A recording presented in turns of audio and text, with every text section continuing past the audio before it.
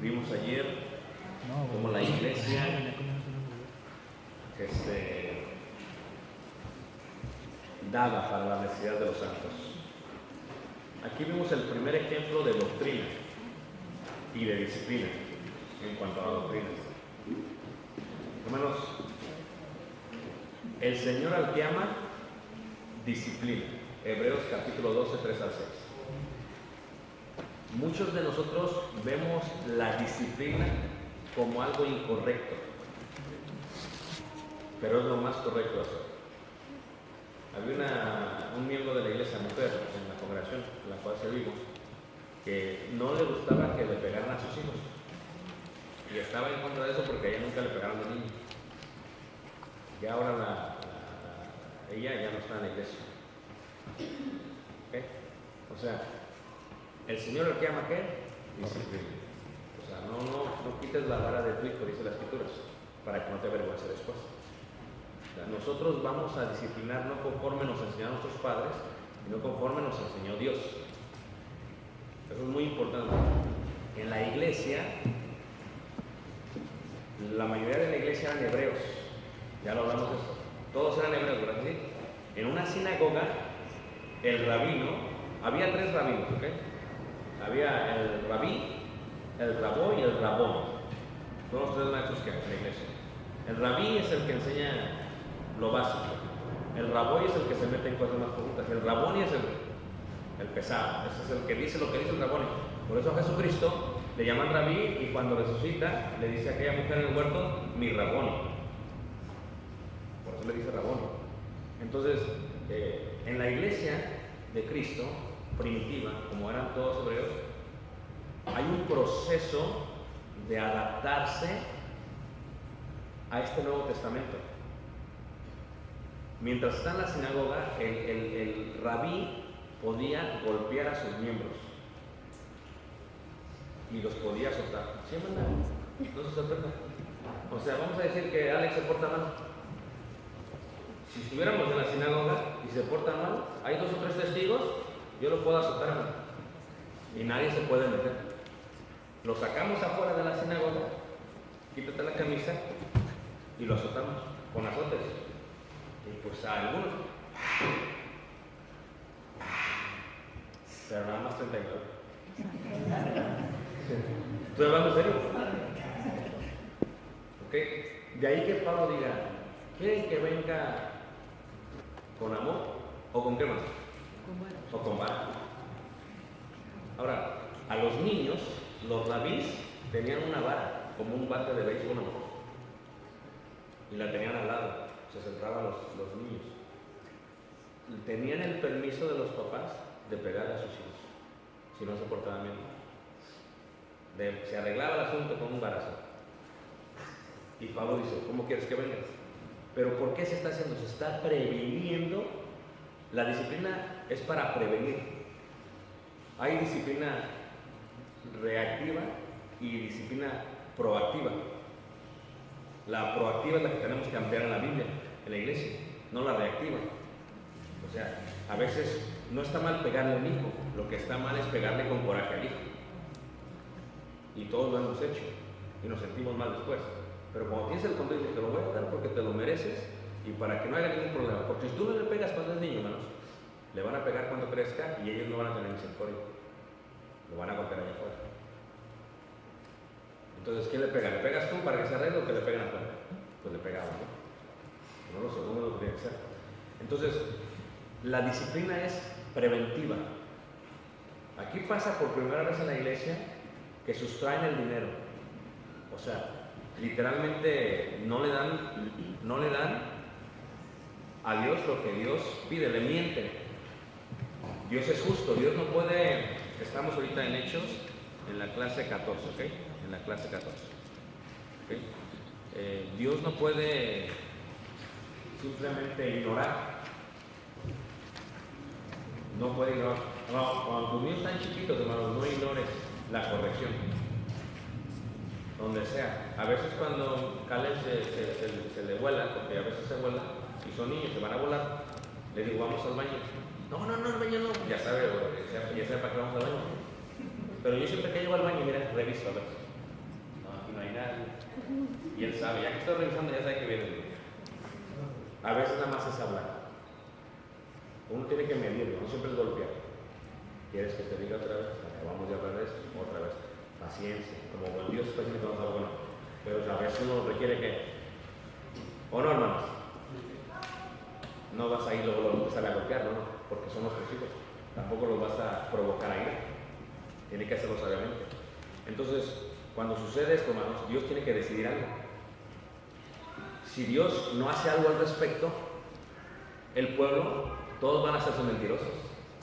Y todos van a ser ladrones. Y todos van a sustraer. Entonces, ¿qué pasa? Dice ahí que había un hombre que se llamaba Ananías. Ananías significa quien Dios le ha dado por gracia. Zafira significa hermosa y brillante. Nada que ver, ¿verdad? Pero es lo que significa. ¿Ok? ¿Cuál fue el error? Sustrajeron. Aparentaron lo que no era. Dieron lo que pensaban. ¿Cómo lo ve Dios? Mentira.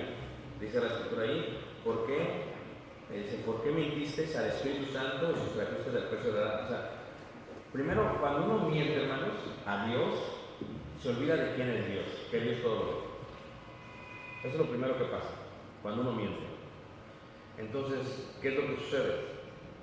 Pedro les dice, Ananías, ¿por qué llenó Satanás tu corazón para que mintieses al Espíritu Santo y sustrajeses del precio de la edad? Fíjate cómo el primer ataque de Satanás fue celos para que metieran a los apóstoles en la cárcel.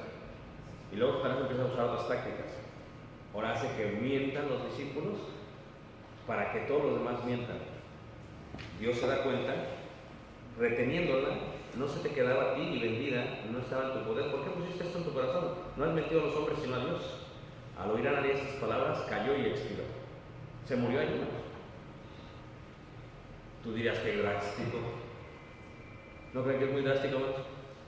Si hubiera sido en México, vamos a darle una chance más porque eso le pasa a cualquiera, hermano. ¿Sabes qué hace Dios? Se muere. Se murió.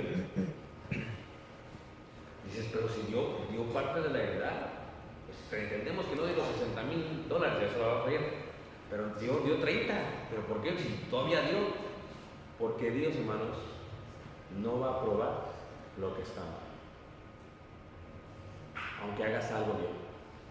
Porque en parte hacer algo bien no es totalmente bien ante Dios. Fíjate, y murió.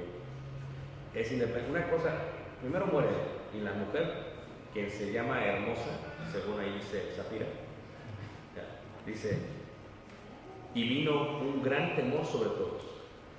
O sea, ¿qué pasa? La disciplina es para que haya temor. Porque el principio de la sabiduría es el temor a. Si no hay temor, no pasa nada. Y nosotros quienes servimos a la iglesia, nos juzgan basado en la reputación que nos hemos hecho para aplicar la Biblia. Cuando yo le dije a los padres de esta muchacha, ese domingo la anunció, ellos sabían que ese domingo lo iba a anunciar. Ellos sabían que no me iba a detener. Sea quien sea, lo que dice Dios es lo que tenemos que hacer. Aunque sea yo mismo, aunque sea mi esposa, aunque sea mi hijo, aunque nos duela hasta el alma, tenemos que decir lo que Dios dice. Porque si no lo hacemos, hermanos, estamos siendo negligentes y corruptos ante la presencia de Dios. Y les decía yo el primer día, si vamos a ser corruptos, mejor vamos a la religión popular. Porque ahí llega el borracho, se mete a la congregación y nadie dice nada. Allá el sacerdote cobra por el bautismo y nadie dice nada. Entonces, si vamos a ser corruptos, ¿para qué estamos aquí? Pero si vamos a estar aquí, vamos a sujetarnos a lo que dice Dios. ¿No lo creen, hermanos? Entonces, ¿qué es lo que sucede aquí, hermanos? Cuando pasa esto, hermanos, cae. Y levantándose los jóvenes, lo envolvieron y sacándolo lo sepultaron. Todavía lo entierran. Versículo 7. Pasado un lapso de 3 horas, sucedió que entró su mujer, no sabiendo. Fíjate cómo es increíble. Aquí lo que tenemos que ver, hermanos, es que se pusieron de acuerdo los dos. Porque a veces el hombre hace cosas que la mujer no sabe. Y la mujer hace cosas que el hombre no sabe. Y Dios es justo. ¿Qué dice? Murió eso. Siendo Dios injusto, a donde hubiera que estado esta Zafira también se muere allá. Porque Dios es justo, le va a dar la oportunidad a ella. Para que veamos cómo es. El alma que pecare, esa morirá. La muerte no es colectiva. Tú pecas, tú mueres.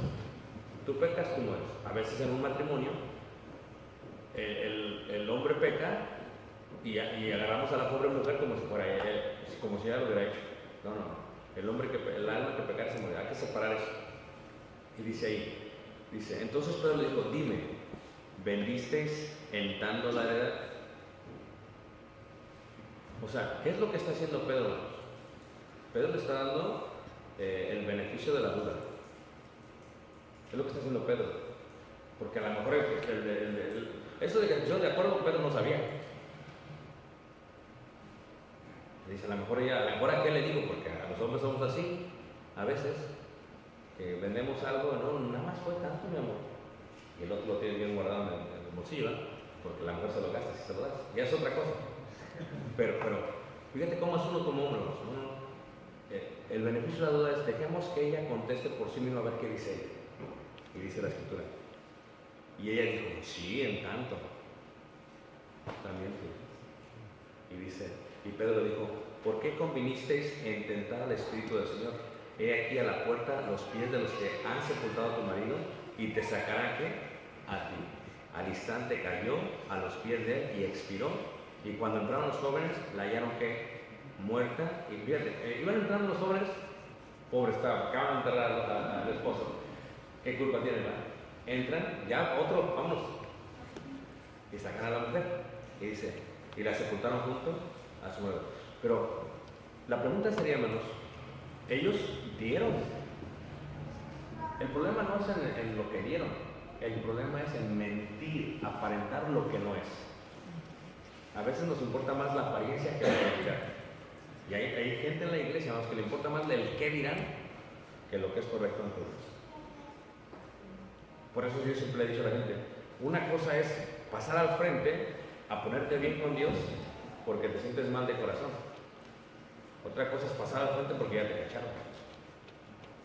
Son cosas distintas. A ver, ¿por qué no? Sí, porque a veces uno estar meditando mientras ¿sabes qué? Lo que está haciendo no está mal. Hermano, les quiero pedir perdón a todos por lo que está haciendo. Eso es diferente. Pero aquel ya lo cacharon en su pecado y tienes que pasar al frente. No, yo paso, no puedo pasar. Y pasa. Pero no pasó porque quería pasar. Pasó porque lo cacharon. Y porque quiere seguir en la iglesia. Entonces ya el proceder no es el mismo, hermanos. Hay que tener cuidado con eso. Por eso es lo que pasa, porque a cada rato lo están cachando, hay que tener cuidado con esa persona. Hay que perdonarle, sí, pero hay que tener cuidado. Hay que estar al tanto de ella. Y dice ahí, vino gran temor. Phobos en griego, phobos. Temor es phobos en griego.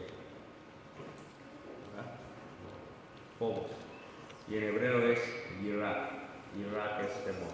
Vino gran temor, dice ahí, sobre todos los que vieron estas cosas. O sea que Dios está poniendo una disciplina proactiva. A ver, ¿por qué está haciendo una disciplina proactiva?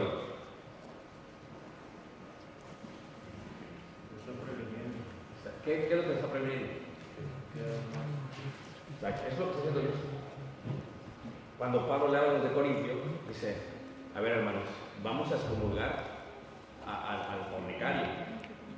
O sea, no puede ser posible que ahí esté Apolos, que ahí tenemos a la crema innata de los que saben, pero saben y no hacen. Sabes y no haces. Es como cuando te dice el doctor, como me dijo mi dentista particular, me dice, usted hermano, si no se pone en los dientes una protección en la noche, en 5 años se le cae. Y yo ya no tengo como me voy a ver chingón en 5 años. Entonces ya lo sé, ignorarlo es mi decisión. Entonces, ¿para qué sirve el conocimiento si no lo vas a aplicar? Y dice Pablo, se están ensoberbeciendo, están envanecidos, saben que no debería de estar ahí el muchacho, pero ahí lo tienen. Y dice, hagan de cuenta que yo estoy con ustedes, se van a juntar, junto con ustedes mi espíritu y lo vamos a excomulgar. El tal se ha entregado a Satanás. ¿Quiere vivir así? Que viva así, pero afuera, no quiere dentro de la iglesia. Y le dice Pablo, les he escrito por carta, no que necesariamente no se junten con los fornicarios, y empieza a dar la lista, porque en tal caso sería necesario salir del mundo, es claro. O sea, si yo tengo un vecino y el vecino es fornicario, pues no me voy a dejar de juntar con él porque tiene que convertirse a Cristo, hermanos. ¿Estamos de acuerdo? Pero si es uno que es hermano ya, o que porque se dice ser hermano, pero no lo es porque anda de fornicario, pues no puedo yo seguir como si está la fiesta igual. Oye, espérame, con el tal ya no te sientes a comer. Porque si yo me siento a comer con él, él está pensando, está todo bien, yo voy a seguir de fornicario. Pero no te sientes a comer con él, eso es excomulgar. O sea, tú quieres hacer eso, está bien, pero no creas que te estoy apoyando. Tienes que saber que yo no apoyo. Yo te amo a ti, lo que no apoyo es lo que estás haciendo. Y cuando hicieron los de Corinto, ¿cuál fue la reacción del de Corintio? Se arrepintió y arregló su vida. Pero si le haces ver como que todo está bien, no se arrepienten, hermanos, siguen igual y siguen adelante. Y hay un gran problema en la iglesia así. Entonces, es preventivo. Hago esto por esto, porque un poco de levadura leuda toda la masa. Tenemos que arreglar este asunto ya. Y la manera en que Dios decía arreglarlos, se mueren. Qué drástico, pero eso trajo temor sobre todos. Ahora, ¿tú crees que los próximos, que no sabemos, ¿verdad? Pero si hubo otro que vendió la casa y le dijo a la mujer, ¿sabes qué? Nos dieron 60,000, mija, vamos a hacer como que no, damos 40. Y le diría a la mujer, estás loco, ¿no te acuerdas lo que le pasó a su amiga? ¿No te acuerdas? Oye, sí, no, y primero fue el hombre. ¿Quieres morir tú primero? Porque si a mí me dicen, yo no voy a mentir. Pues sí, si quieres decirles tú, pero si a mí me dicen, te estoy diciendo de una vez, el hombre, ¿te vas a sujetar a mí o no? ¿Vas a ser sujeta? Sí, pero es menester servir a Dios que a los hombres primero. ¿O no es cierto, hermano? Entonces, si hubiera llegado, a ver, Ricardo, ¿vendiste la propiedad por tal cosa? Sí, la vendí por tal. Otro muere. ¿Y usted? Mire, ya se murió el marido. No puedo casar con cualquier porque soy yo. Pero no, la vendimos por tal. Si hubiera hecho eso, Zafira no se muere. Entonces hubo temor. Fue preventivo. Fue preventivo. ¿Tú ves que no supieron todos los de Judas? Fue preventivo. Pero ¿acaso un hermano que está encargado de la ofrenda que se la empieza a robar no leyó lo de Judas? Sí. Pero hay almas que tienen la conciencia cauterizada, ya ni sienten lo que están haciendo. Lo hacen por hábito. Algunos que les duele, no van a hacer esto, está mal, y otros lo hacen por hábito. Entonces, sépase que la disciplina fue importante en el inicio de la iglesia. Y reitero, los judíos podían ser azotados por sus rabinos. Porque luego te preguntas, ¿Pablo lo azotaron a cada rato? No. Porque para el rabino, Pablo estaba yendo en contra de la ley. Y pum, pues eso lo sacaban, lo sacaban. ¿Me entiendes? Eso era muy normal. Y a veces yo digo, sería bien bonito ser rabino, ¿no? Porque a veces dan unas ganas de azotar a los hermanos. Pero no podemos. Y por eso digo, Pablo, ¿quieren que vaya con vara o con amor? Y no está hablando en forma simbólica. Está hablando en forma literal. Pero hoy no le pegues a mis hijos, no los toque nadie. Por eso no salgan los muchachos. Yo les he dicho a los hermanos, Caleb es su hijo. Si lo vas a tratar como hijo. Porque a veces me agarras correctamente y quieres estar con Caleb. Entonces no, así no funciona. Pero usted corrija a mi hijo, está bien. Pero ya si veo que se está pasando, mejor dígame a mí. Y yo lo voy a corregir. Porque tampoco quiero que mi hijo le agarre coraje a usted, que es hermano de la iglesia, que le agarre coraje a la iglesia. ¿Sí ven cómo se dan las cosas? Ok. Vamos a seguir ahí, versículo 12. Y por la mano de los apóstoles se hacían muchas señales. ¿Por mano de quiénes? De los apóstoles y prodigios en el pueblo, y estaban todos unánimes en el pórtico de Salomón. Ahora, ¿todos siguen dónde, hermanos? En el pórtico de Salomón. Eso es importante que sepan. Todos siguen en el pórtico de Salomón. ¿Qué quiere decir que siguen en el pórtico de Salomón? Dígame, ¿dónde es el pórtico de Salomón? Los rojos. Entonces, toda la iglesia está ahí. O sea que los apóstoles están aquí haciendo milagros. ¿Por qué? Porque todavía faltan todos esos 597,000 judíos que no han sido bautizados. Entonces ellos siguen, porque el milagro es por señal, para confirmar. Pero si siguen habiendo milagros, entonces, ¿qué está pasando? Y siguen predicando, y siguen bautizando, y la iglesia sigue creciendo, y sigue creciendo más. Sépase que los lugares de reunión de la iglesia eran las casas, era el templo, pero la iglesia seguía guardándolos, la iglesia seguía guardando. ¿Qué era lo que seguía guardando la iglesia? ¿Qué era lo que se llevaba a la iglesia, hermanos? La ley. Eso es muy importante, hermanos, que se entienda. Es importantísimo que se entienda que la iglesia seguía guardando la ley. Eso es clave, hermanos, que se entienda. Es clave. Si tú no entiendes eso, hermanos, vas a batallar. Porque hubo un tiempo de transición. Una pregunta que se me hace muy buena es: ¿cuándo empezaron a adoptar la ley de Cristo? Es que tú estás viendo la Biblia con los ojos y los binoculares de un gentil en el siglo XXI. ¿Sí me entiendes? O sea, es que, para empezar, las sinagogas, antes de que fuera iglesia, eran sinagogas. ¿Y qué se hacía en una sinagoga? Se oraba, se cantaba, se enseñaba. Eso es lo que se hacía en una sinagoga. Era muy normal para ellos. Las sinagogas convienen a Cristo, siguen haciendo lo mismo. Pero tú lo que piensas es: ¿qué es la ley de Cristo para ti? Como gentil, ves la ley de Cristo de una manera. Tienes que verla. Estamos viendo el libro de los Hechos, donde todavía no han entrado. ¿Quiénes, hermanos? Los gentiles. Eso es lo que tienes que entender. Muy bien. Entonces, dice, versículo 14. A ver, el que tenga que leer el versículo 14, 15 y 16. 14, 15 y 16. El que tenga lo puede leer. Y nosotros persistiremos en la oración y en el ministerio de la palabra. Agradó la propuesta a toda la multitud y eligieron a Esteban, a la mujer de fe y del Espíritu Santo, a Felipe, a Teófilo, a Nicanor. Sí, es que yo dije: ¿dónde está la hermana? Versículo 5, 14. Sí, y los que creían en el Señor aumentaban más. Gran número así de hombres como de mujeres. Fíjate, o sea, Sacaban de los presos a las calles y los ponían en camas y él, para que al pasar Pedro, a lo menos su cobra cayese sobre alguno de ellos. muy bien. Y aún de las ciudades vecinas muchos venían a Jerusalén trayendo enfermos y atormentados de espíritus inmundos, y todos eran ¿qué? Porque ¿cuáles eran las señales que seguirían los que creen? Hablar en lenguas, hacer exorcismos, ¿verdad? Entonces, es parte de eso. ¿Para qué? Para confirmar, para que siguiera creciendo ¿qué? La iglesia. Pero todos eran hebreos.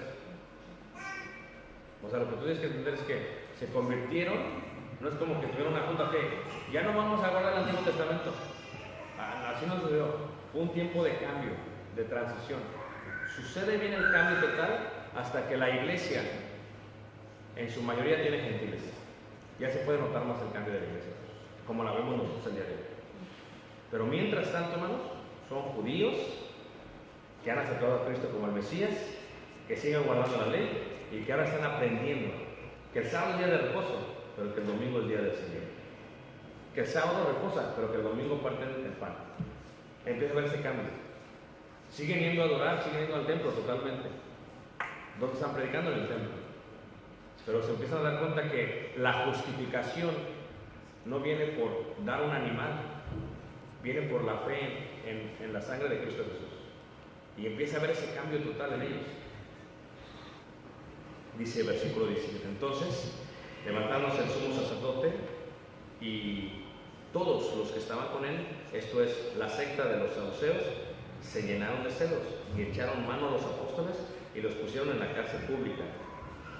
Ahora, aquí ya empezamos a mirar una vez más ataques del enemigo de Satanás, especialmente a través de los saduceos, que era un cuerpo político religioso, un cuerpo político religioso. Y eso es lo que miramos en esta parte.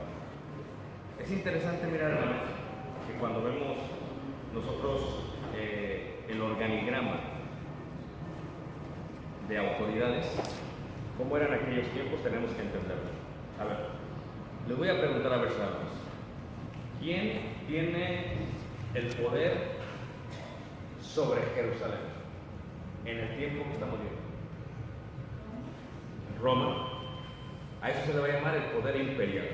Número 1, imperio. Pero la pregunta sería, ¿cómo se distribuye el organigrama del imperio? ¿Quién es el que manda? El emperador. Primero está el emperador. Y debajo del emperador Los gobernantes. 5. Por secciones son impuestos. Ahora, lo que quiere Roma son impuestos. Eso es lo que quiere Roma. Háganse ahí como le hagan. Entonces, Roma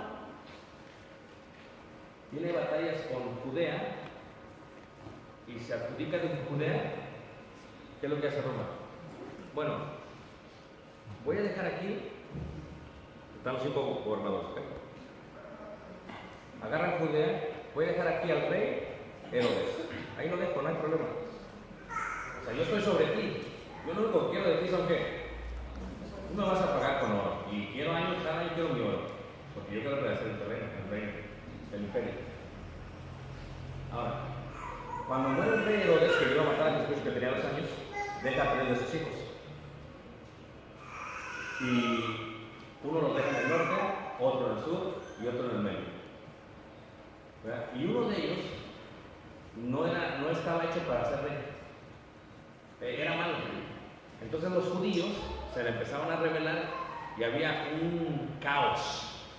Si hay caos y el rey no los puede gobernar, lo primero que sucede es que le dice, ¿sabes qué? No me quieren pagar los impuestos, los judíos no los puedo pagar. Dice, no, así no funciona las cosas. Usted me va a seguir pagando ¿qué? Los impuestos. Y para asegurarme que no tengas caos, voy a colocar a uno de mis gobernantes y lo voy a plantar en la ciudad donde tienes problemas. Poncio Pilato. Y Poncio Pilato lo que tiene que hacer, asegurarse que no haya problemas para que me sigan pagando ¿qué? Los impuestos. Y debajo de Poncio Pilato, ¿verdad? Tienes procónsules, tienes centuriones, tienes legiones, tienes soldados. Poncio Pilato es el que manda. O sea, según tú mandas, pero el que manda realmente es Poncio Pilato. Pero según tú te la crees que mandas. En los tiempos de Jesús, ¿ok? Está Poncio Pilato y está el rey Herodes. Entonces, cuando Jesús está siendo juzgado, primero lo juzga el Sanedrín. No lo puede matar porque es la Pascua. ¿Y para quién lo manda? Al rey Herodes. Ese se le llama no el poder del imperio, el poder real. Imperio, rey. ¿Quiénes son esos reyes? Como en este caso, ¿quién es el rey Herodes? El rey Herodes es quien gobernaba sobre Judea, pero como tenía inestabilidad, mandaron a Poncio Pilato. Y te aseguro que usted bien, porque el rey Herodes se emborrachaba y no, vivía la vida que no tenía que vivir. Entonces, y luego debajo del rey tienes otro poder, el poder religioso o el poder de los judíos. A ver, ahora sí díganme, ¿cuál es el poder de los judíos? Ándale, Sanedrín, poder político. Herodes, poder real. Poncio Pilato, poder imperial. Son 3 poderes. Entonces agarran a Jesús, lo llevan al Sanedrín, no lo pueden matar. Se lo venden a Herodes. Lo mandan a Herodes. Herodes dice, no, pues no tengo nada que ver. Y se lo regresan al Sanedrín. Y el Sanedrín dice, es que no lo podemos matar. Pues désemos a los romanos. Y se lo dan a los romanos. ¿Por qué? Dice Poncio Pilato, es que no encuentro nada en él. O sea, no hay ninguna falta que tenga. ¿Por qué lo voy a matar? O sea, ¿por qué quieren que lo mate? No encuentro nada en él. Es más, hagamos esto para entregarlo, les doy libre. Lo quería dejar libre, hermanos. ¿Por qué? Porque Poncio Pilato, según la historia, ya había cometido muchos errores. Ya le había dicho al emperador, si vuelvo a haber otro problema, te mato y te quito de ahí. Entonces tenía la presión y bajo esa presión decide, hermanos, hacerle caso a los judíos y mata a Jesús. Porque ¿quién lo crucifican? Los romanos. Porque los soldados del Sanedrín no lo pueden hacer. Y porque el rey no está viviendo la vida loca, no le importa. Pero ¿por qué esto es importante? Porque cuando uno sabe, hermanos, cómo se mueve el poder en aquel tiempo, ¿entiendes? Vemos ahora los apóstoles. Los apóstoles nunca se presentan ante el rey Herodes. siempre se están presentando ante quién? Ante el Sanedrín. Ahora, el Sanedrín son 70. ¿Cuáles son los partidos políticos religiosos más fuertes del Sanedrín? ¿Fariseos y qué? Ahora, entiende, el fariseo es fuerte porque sabe la ley, porque aplica la ley, porque es celoso de la ley. El saduceo es fuerte porque tiene dinero. Es como ahorita en México, ¿verdad? O sea, ganó Morena. Sí, pero hay unos que están ahí, hermanos, que son abogados competentes. Y otros porque pues dijeron, no, tengo dinero y voy a correr para ver si me toca. Y como el de Matamoros, no sabía que iba a ganar, se levantó y de pronto ganó. Y ganó, y ahora tienes que hacer lo que tienes que hacer. Entonces los saduceos estaban ahí porque, mira, tenían mucho dinero. ¿Qué es lo que pasa? Están viendo lo que está pasando. El problema con los apóstoles que predican la resurrección, ellos no creen la resurrección. Vamos a meterlos en la cárcel. Ya no a uno, a todos, metámoslos a todos. Y los meten a qué? A todos. Ahora, en cuanto a Pablo, hermanos, ve la diferencia de Pablo. Pablo está aquí, no hay problema. Está aquí, no hay problema. Pablo puede ir hasta acá. ¿Por qué? Roma, ciudadano. ¿Qué ciudadano? Ciudadano romano. ¿Podía hacer eso Pedro? No. ¿Podía hacer eso Jesús? No. Todo es estratégico por parte de Dios. Jesús pudo haber nacido en Roma, pero es estratégico. Tiene que morir. Ahora, ¿por qué quieres que Pablo vaya hasta Roma? ¿Por qué quieres que Pablo vaya hasta Roma? ¿Cuál es el propósito de Pablo ir hasta Roma? A ver, ¿cuál es el propósito de Pablo de ir hasta Roma?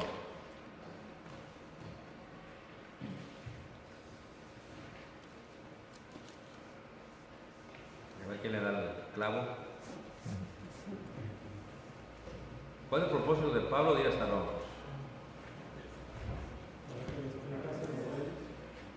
¿Sí? ¿Cuál, hermano? Muy bien, por ahí va. ¿Por qué, hermano? Porque la dispensación cambia. Ya no solamente son hebreos. Ahora van a entrar quienes también. ¿Y ellos dónde están? Fuera de Jerusalén. Por eso cambia.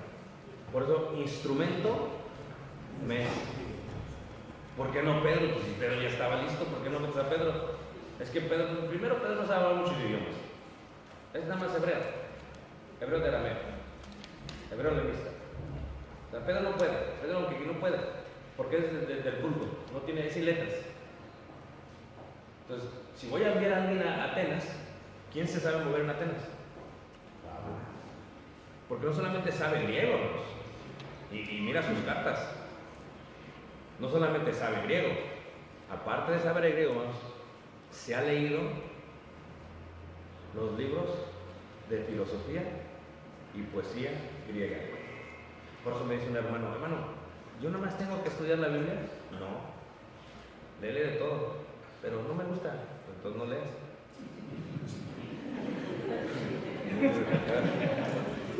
O sea, ¿qué estoy diciendo?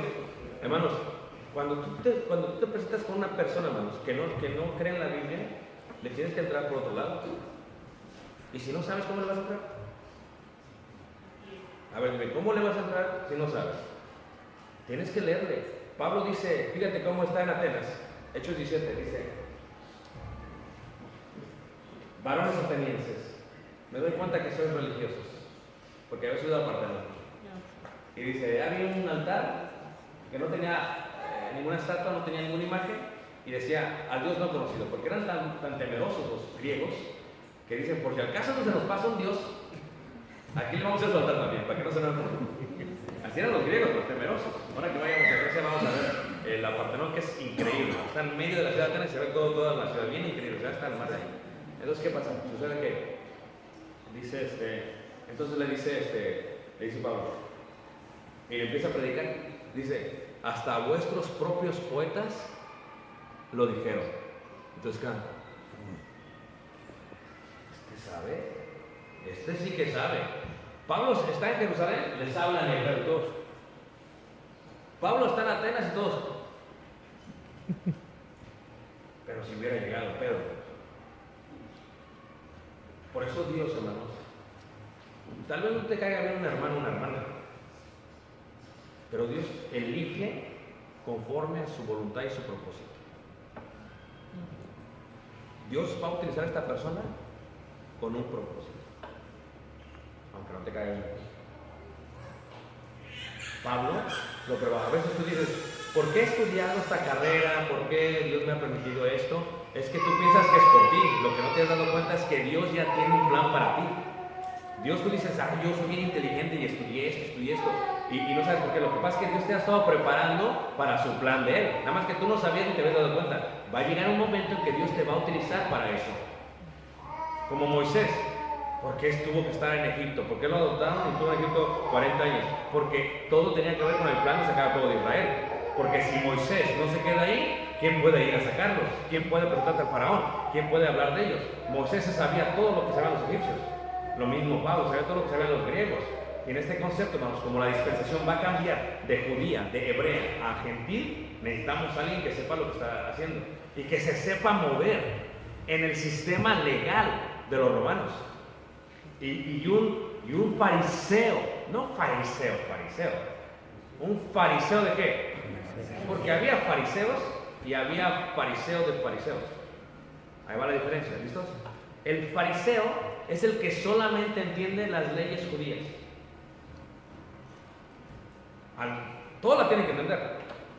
Pero el fariseo de fariseos es el que comprende las leyes judías y comprende las leyes de todas las sinagogas en la diáspora. Y comprende la ley romana. Se la sabe al pie de la ley. Es como, dice un hermano, no hombre hermano, le pagué tanto al abogado, tanto, nomás se paró ahí y dijo, excelentísimo, le dio unos papeles y ya.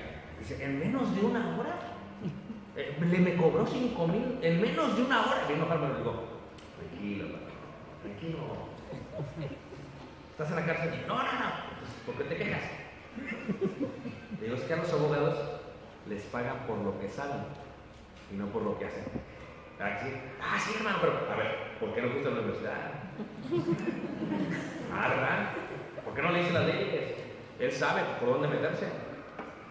Pablo, hermanos, era fariseo. Este Pablo, a ver, me está golpeando, ¿Sabes que tu ley dice que no me puedes golpear? Porque era un fariseo. ¿De qué vamos? Pablo era increíble. O sea, Pablo era la crema innata. O sea, decir, soy de Tarso, soy ciudadano romano, estudié a los pies de Gamaliel, me sé las leyes, me sé los poetas. O sea, Pablo era Pablo, hermanos. Pablo era Pablo. Pablo era Pablo. Y Pedro era Pedro. Entonces, cuando ellos los meten, los saduceos, es el Sanedrín, los meten a la cárcel. Ahora, ¿qué hacen en la cárcel? Los vuelven a juzgar. Versículo 29. Dice 27, 28. 28 dice, no os mandamos estrictamente que no enseñases en ese nombre, y ahora habéis llenado Jerusalén de vuestra doctrina y queréis echar sobre nosotros la sangre de ese hombre. Fíjate, todavía no han aceptado que ellos mataron a Jesús. Porque la predicación del Evangelio es los judíos mataron a Jesús. No los judíos, el imperio. No el imperio, el reino. No el reino, el Sanedrín, o sea, ustedes. Pero nosotros no lo matamos. ¿Cómo no? ¿Se lo dieron a Herodes? No, se lo dieron ustedes lo mataron indirectamente. Ustedes lo mataron. Ustedes dijeron crucifícale, ustedes lo mataron. Y ellos decían, no, es que nosotros no fuimos. Fíjate cómo es. A veces uno estratégicamente hace que otro lo haga y dice, yo no fui, lo vi, lo fue. ¿Cómo que tú planeaste todo? ¿Tú hiciste todo? Entonces, ahora le dicen eso y dice Pedro, respondiendo Pedro, los apóstoles dijeron, es necesario obedecer a Dios antes que a los hombres. El Dios de nuestros padres levantó a Jesús, a quien vosotros matasteis colgándole en un madero. A este Dios ha exaltado con su diestra por príncipe salvador para dar a Israel arrepentimiento y perdón de pecados. Y nosotros somos testigos suyos de estas cosas y también el Espíritu Santo, el cual ha dado a Dios a los que le obedecen. Ellos, ahora esto, el Espíritu Santo el cual ha dado Dios a los que lo obedecen. Tú obedeces el Evangelio, Dios te da el Espíritu Santo. Porque muchos dicen, es que tú crees en Dios pero no has recibido el Espíritu Santo. No, si tú ya obedeciste a Dios conforme al patrón en el Nuevo Testamento, ya Dios te ha dado el Espíritu Santo. Versículo 33. Dice, ellos oyendo esto se enfurecían y querían matarlos. Entonces levantándose en el concilio un fariseo llamado ¿qué? Gamaliel. Nombre, Gamaliel, hermanos. Ahora, escúchame lo que te voy a decir. Muy importante. Gamaliel no era cualquier persona. Gamaliel, hermanos, era una persona totalmente preparada. O sea, era tan importante Gamaliel porque Gamaliel, hermanos, para un judío, él fue un rabino judío del primer siglo y líder del Sanedrín. Se menciona varias veces en la escritura. Este fue un fariseo, pero ¿sabes dónde era? Era nieto de Rabí y Leel. Ahora, levanten la mano, ¿quién nunca había escuchado ese nombre? A ver, ¿quién ya lo había escuchado? ¿Quién era Hillel? No, era el maestro de Pablo. No, el de Pablo fue Gamaliel. El de Pablo fue Gamaliel. Pero no Hillel. ¿No? ¿Listos? Antes de Jesús, hermanos, había dos escuelas rabínicas muy fuertes. Una era más estricta, otra era más liberal. ¿Ok? La que era estricta, hermanos, era la de Rabí Hillel. Él era considerado, hermanos, uno de los maestros más grandes de los tiempos de Jesús. Es más, algunas palabras que dice Jesús en el Sermón del Monte ya habían sido dichas por Rabí Hillel. ¿Ok? Ahora, era tan importante este, hermanos, que tenía su escuela y lo respetaban. ¿Sabes quién es Gamaliel? El nieto de Rabí Hillel. O sea, que no solamente importa la genealogía de Hebreos, pero tú eres nieto de este maestro, entonces tienen que ¿qué? Respetar. Y él fue el que tomó el lugar. Y los judíos, hermanos, lo respetaban. Todos lo respetaban. Fue con quien estudió Pablo, Gamaliel. Y entonces, fíjate, está viendo este problema, ya se imaginan, están los apóstoles ahí, ustedes lo mataron, los quieren matar, dice ahí la escritura, querían tomarlos, querían matarlos, y entonces se levanta en el concilio un fariseo llamado Gamaliel, doctor de la ley, venerado por todo el pueblo. Es como en una junta de varones, o una junta de la iglesia. Da un hermano su opinión y todo así. Creo que les ha pasado. Y da otro hermano su opinión y todos. Pero de pronto, hermanos, alguien dice algo y todos. Lo dijo el hermano. Esa persona prudente, esa persona que es objetiva, esa persona que no lo hace por conflicto, esa persona que te dice algo porque te ama, que está mencionando porque quiere una solución. ¿Todos me están siguiendo, hermanos? Es el que queremos a todos los varones. Porque hay hermanos que empiezan a jugar ahí en los varones. Que hay que hacer eso. Y hay unos que dicen mucho y no hacen nada. Entonces, este hombre cuando hablaba, la gente lo escuchaba. Pero no solamente por la reputación de su abuelo, por su propia ¿qué? Reputación. Si Pablo sabía, se lo debía todo a Gamaliel, hermanos. Si Pablo era eso, Gamaliel era el jefe. Era el fuerte. Dice, venerado por todo el pueblo, no dice que por partes, por todo el pueblo, hermanos. Dice, mandó que sacasen fuera por un momento los otros. Fíjense los sabios, hermanos. Miren, no vamos a estar discutiendo frente de ellos. Los mandó sacar. Fíjense la influencia, hermanos. A ver, cálmense. Y todos, podrían sacar aquí a ver, soldados de San Luis. Sáquenme. Y los agarra todos. Y dice, varones israelitas, mirad por vosotros lo que vais a hacer respecto a estos hombres. Porque antes de estos días se levantó Teudas diciendo que era alguien A este se unió un número como de 400 hombres, pero él fue muerto y todos los que le obedecían fueron dispersados y reducidos a nada. Después de este se levantó Judas el Galileo en los días del censo y llevó en pos de sí a mucho pueblo. Pereció también él y todos los que le obedecían fueron dispersados. Y ahora os digo, apartaos de estos hombres y dejadlos. O sea, Gamaliel con toda su sabiduría dice, déjenlo a Dios. Y fue su argumento. Yo estuve mucho tiempo en negocios, ¿no? ¿Okay? Trabajé 15 años en negocios. Cuando te enseñan a negociar, los maestros nos dicen de negocios, el argumento es más importante que los números y los factores. Levanta la mano, ¿quién me entendió más? Es más, lo voy a explicar de una manera. Entre los romanos solamente había una materia, porque los romanos hicieron pública la educación. La materia que se daba era la oratoria. Ellos decían, el que sabe hablar es el mejor. Porque es como, se levanta a hablar uno y dices, ¿quién sabe qué dijo? Como Fidel Castro. Lo amaban, hermanos, porque sabía hablar en público. Pero más que él, era el que estaba al lado. Al que creen lo mandó matar. Que se perdió la vida. Dicen que en un mensaje que estaba Fidel Castro hablando, estaba Fidel Castro, y duraba horas, era maratónico. Hablaba el polvo. Y dice que dice algo, hermanos, que quedó grabado. Y que luego se lo dijeron a Fidel y que le dolió a Fidel.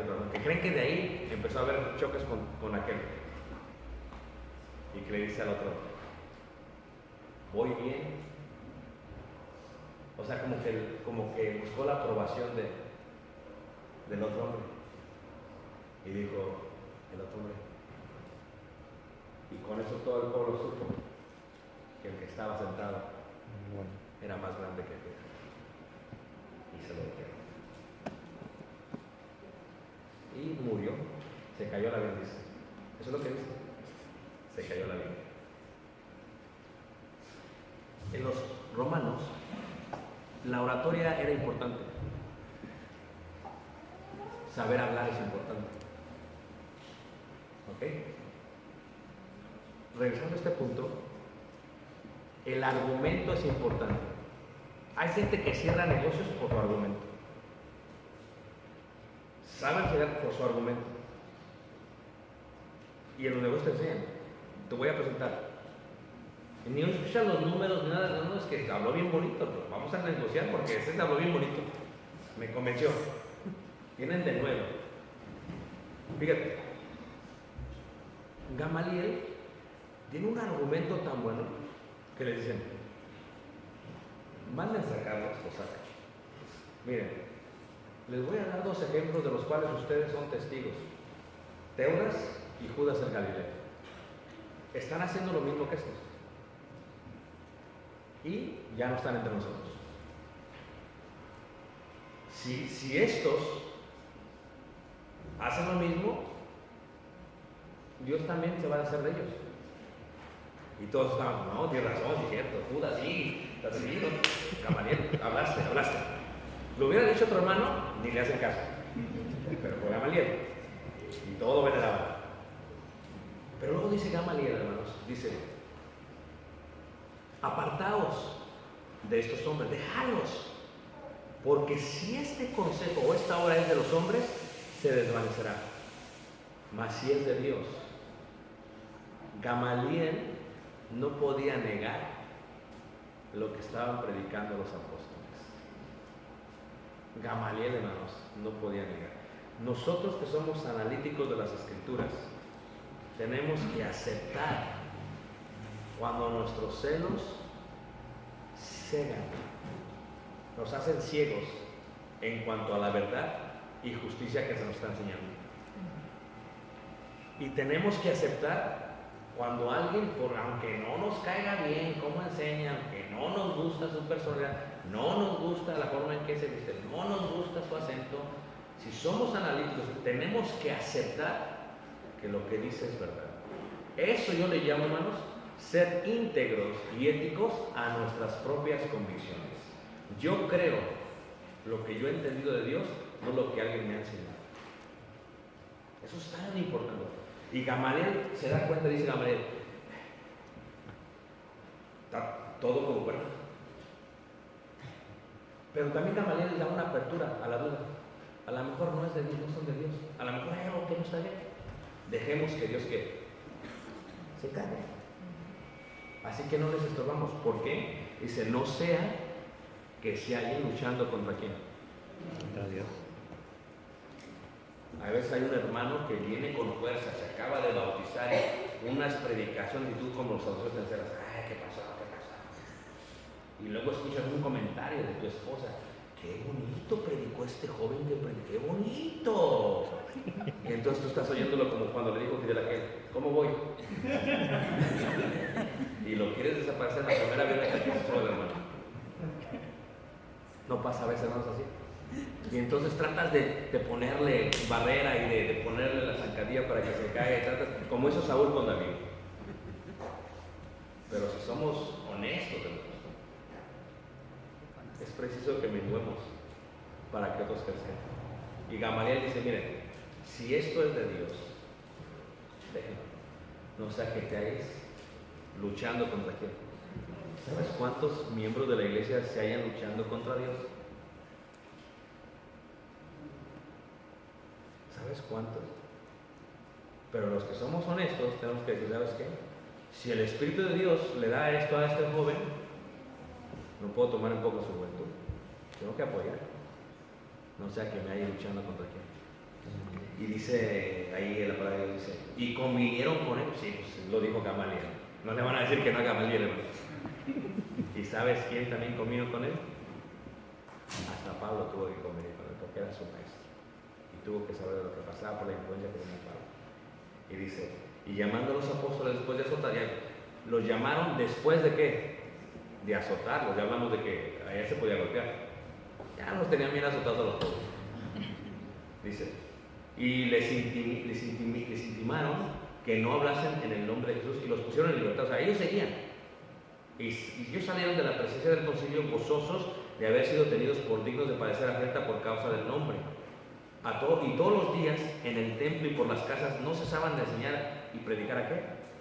A Jesucristo. Esa es la iglesia a la cual pertenecemos. Una iglesia, mira. Pero, ¿cómo se ve? Por hombres. Por hombres que vamos a hacer las cosas bien. No dijo uno, no, ya se murió. Pobre Zafira, ¿por qué no, vamos a prevenirla, no. Que caiga en la mano de Dios como tenga que caer, porque el pueblo es de Dios. Somos ovejas de su prado, Él decide qué hace con nosotros. Pero luego Satanás vuelve otra vez y dice 6:1. En aquellos días, como creciera el número de los discípulos, hubo murmuración de los griegos contra los hebreos. Ya hablamos de esto. ¿Quién eran los griegos y qué eran los hebreos? De que las vidas de aquellos eran desatendidas en la distribución diaria. Ahora, en la iglesia hay problemas. Entonces los 12 convocaron a la multitud. Con esto voy a dejarlo para el descanso, ¿eh? Mira.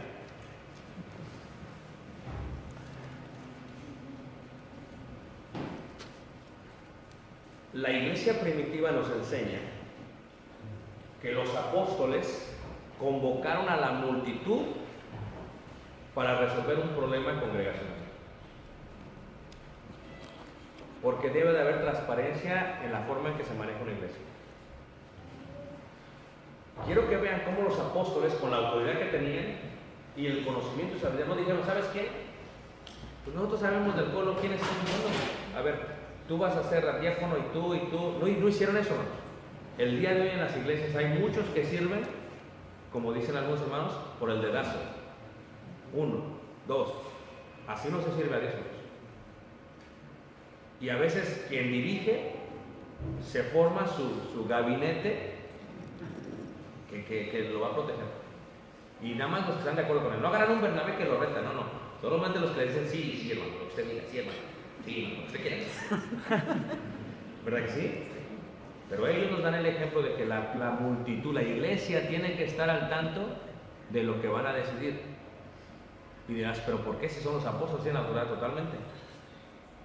Pero tener la autoridad no indica que tú haces lo que tú quieras. Porque uno tiene la autoridad para el beneficio de sobre quien la tiene. Es como con la esposa. Uno tiene autoridad sobre la esposa, pero no para andar a maltratarla. ¿Le puede pegar a una esposa? Sí, tú no la vas a pegar, porque tienes que tratarla con tu propio cuerpo. Ahora, es sabio decir, a ver, no nomás decidir, yo decido, no. ¿Qué quieres? Yo voy a decidir, pero te voy a considerar. Como apóstoles, a ver, iglesia, tenemos este problema. ¿Quiénes son los que están murmurando? ¿O no es cierto que están murmurando? Unos con otros, vamos a resolverlo. ¿Cómo todos juntos? No dijeron, a ver, apóstoles, vamos a sentarnos acá, aquí vamos a tomar la decisión, porque ellos no saben. ¿Tú qué piensas? A ver si van a casar a las 9, y yo tengo un sobrino que es 9. No, eso no es cierto. Convocaron. En la iglesia, hermanos, el predicador tiene temor de juntas porque piensa que le van a quitar el poder.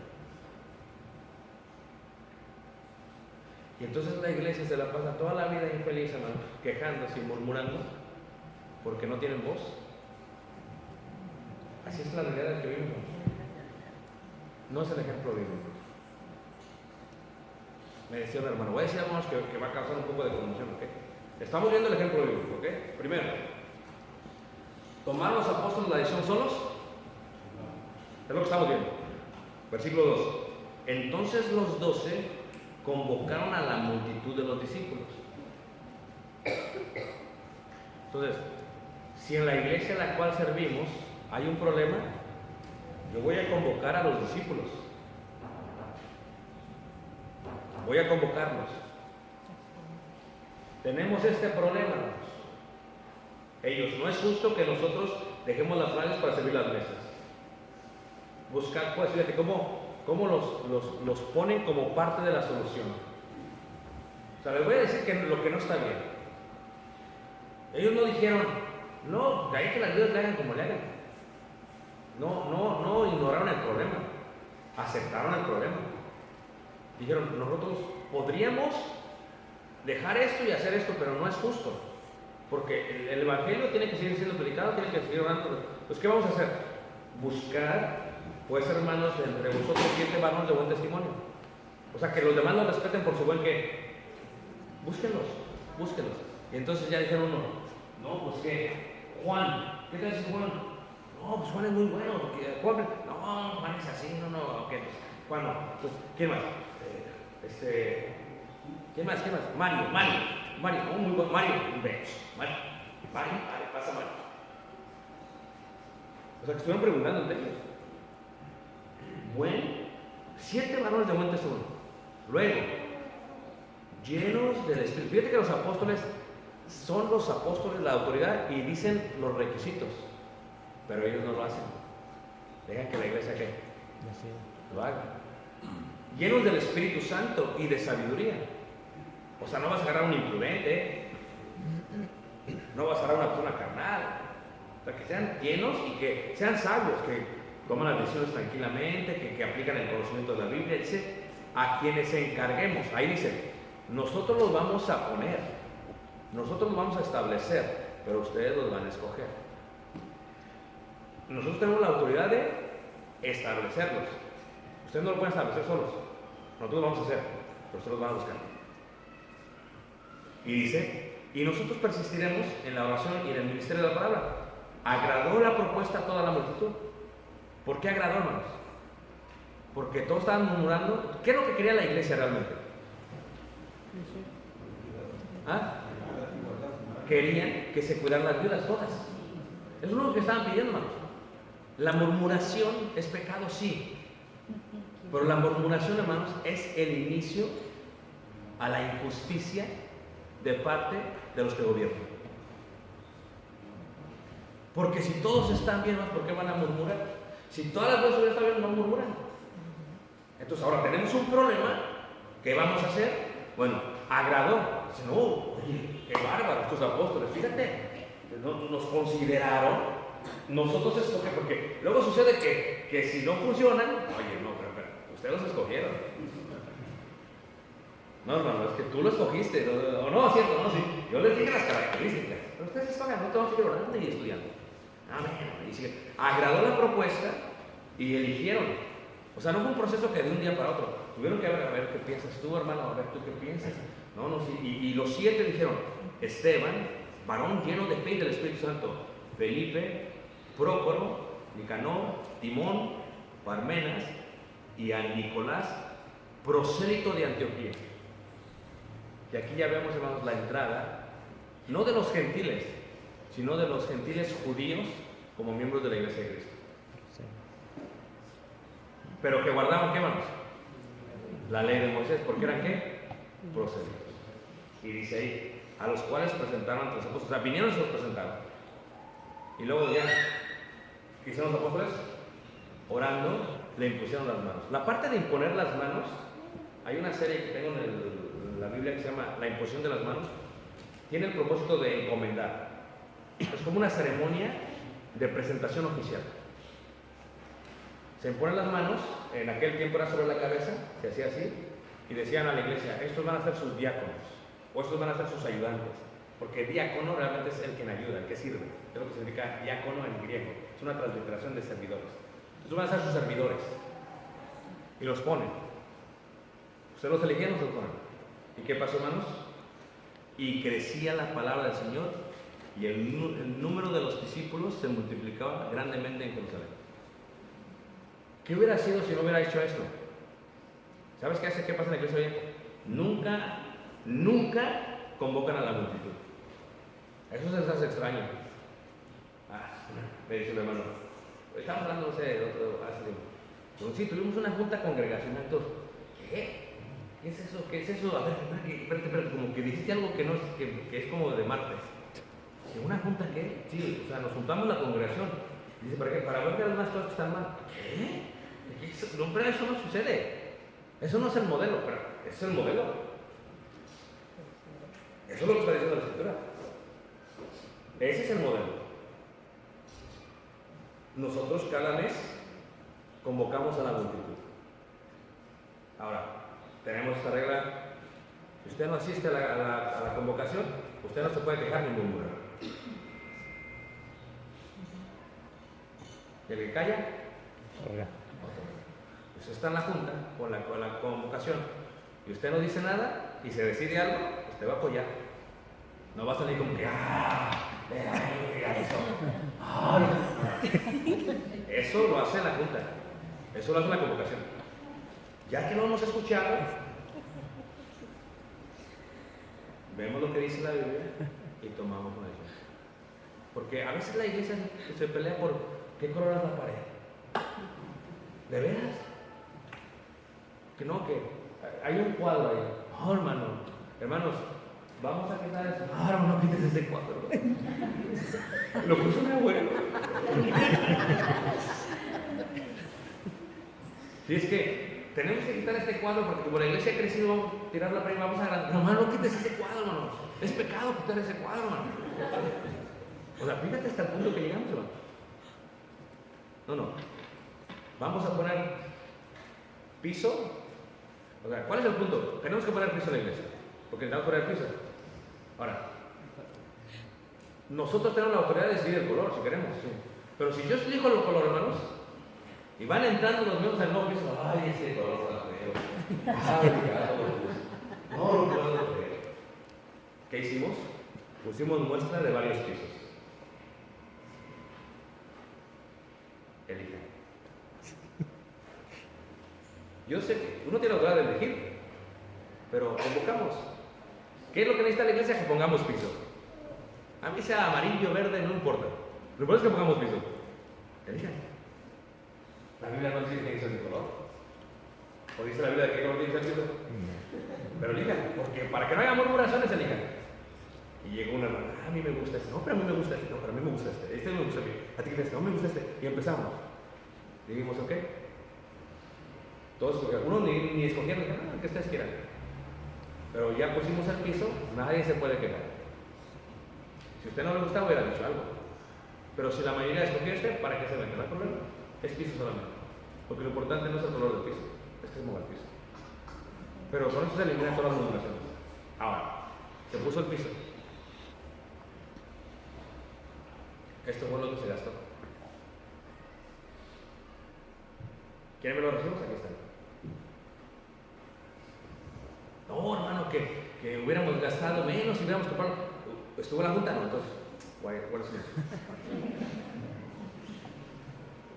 Y no hay problema. Hay transparencia. Ahora, ¿qué sigue después? La pared. ¿De qué color? No, es que a mí, hermano, me gusta un rosa, porque cuando estaba en mi pueblo, hermano, era un rosa bonito. Era un rosado bonito. No, sí, pero tranquilo. No vamos a hacer de la decisión de tu pueblo. ¿Verdad? Dice la escritura que el amor no busca ¿qué? Lo suyo. Entonces, es un color. Y lo mismo. A veces en la iglesia hay problemas hasta por la comida. Hay problemas hasta por la comida, hermano. La hermana, no, ¿por qué no vino la campaña? Porque quería que se hicieran chicharrón con salsa verde. Y no vino por eso. ¿O no? Y no vino, y la otra hermana, no, es que yo voy a elegir quién me va a ir. Tú me ayudas, y tú no, porque eres bien fecona, y tú me ayudas. Y por la comida, hermano, se enojan. ¿Tú crees que eso es importante, hermano? Si el reino de los cielos no se de comida ni de qué, ni de bebida. Pero si ese va a ser un problema, convoquemos a todos. ¿Qué quieren comer, hermano? Vamos a tener un seminario. ¿Qué quieren comer? No, hermano, pues estaría bien. No sé qué ustedes piensan, pero a mí me gusta, pues unos tacos de camarón, esos así como matasaneros. ¿Qué? ¿Qué piensan todos? No, está muy bien. ¿Qué piensan todos? No, está muy bien. Pero, hermano, ay, hermano, pues es que pues mi colesterol está muy fuerte, hermano. Y pues si son. Digo, ¿qué, hermano? ¿Lo cambiamos el menú? Dice, sí, pero ¿qué le parece, hermano, si le hacemos un platillo distinto? Nomás a usted. Ah, gracias, hermano, no hay problema. Y todos con los tacos, hermano. ¿A poco no? Y el hermano ahí con su ensaladita. Pero contento. ¿Por qué? En vez de que la hermana no vino, ¿por qué no vino? Porque no la tomaron en cuenta. Es que la hermana no ha ido, ¿por qué? Porque pues nunca le hacen caso. Y entonces podemos arreglar los verdaderos problemas de la iglesia, que son los problemas morales, los problemas de enseñanza, doctrinales, que son los que verdaderamente importan, los que tienen que ver con la salvación de la persona, de las almas de la gente. En vez de preocuparnos por el chile, de chicharrón o el camarón. Todo se arregla, hermanos, con una convocación. Todo se arregla con una convocación. A veces la hermana está en matrimonio y la hermana, ¿tú sabes quién domina el matrimonio? A veces la mujer como que. Y entonces está y la hermana, no, hermano, que habíamos de hacer esto. Y ahí está su esposo. Y le digo al esposo, yo siempre soy así, hermano, ¿qué pasó, hermano? Fíjese la recomendación de su esposa, ¿usted nos podría ayudar con eso, hermano? Ah, hermano, su esposa lo está sugiriendo, hermano. ¿Usted qué piensa? No, sí, ¿qué le parece si usted se lleve ese proyecto para que también su esposa? Ay, ya ves,